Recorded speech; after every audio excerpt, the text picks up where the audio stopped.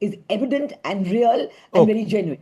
Okay, let's quickly now bring in our next a big response that has been thrown up in this survey, and that is, of course, on the possibility of a nuclear war. And there it's a very close sort of mixed verdict, where 51% people believe that the global wars in Ukraine, Gaza and Syria could possibly lead to a nuclear conflict, although 45%, which is still a big number, believe that no, that is not a possibility currently. Professor Nalapat, what do you make of that?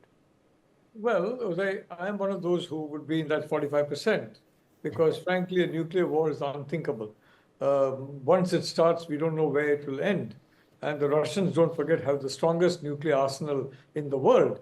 That's among the reasons why I felt that Ukraine should accept the peace terms offered by Russia.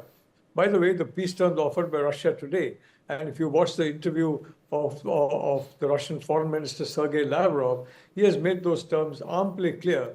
They are far more expansive than the terms that were offered in 2022, which are far more generous.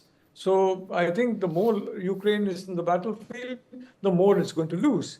And from that point of view, I would say Prime Minister Modi, as the peacemaker, should be very welcome to the people of Ukraine.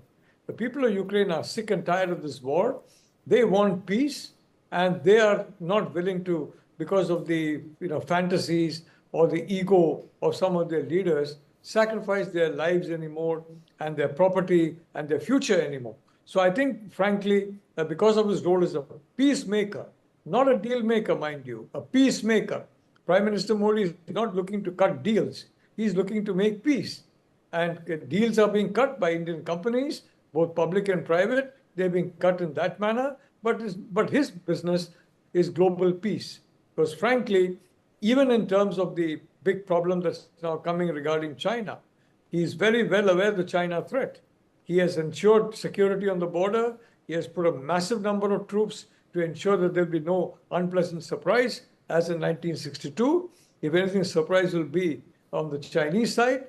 But I would only like to say, Uday, in this Cold War that's now taking place, increasingly between the West and China as well, I wish that the West had paid more attention to the possibility of getting Russia on its side, or at least neutral, because they are pushing the Russians closer to the Chinese, and that harming their own security. Right. That's My final,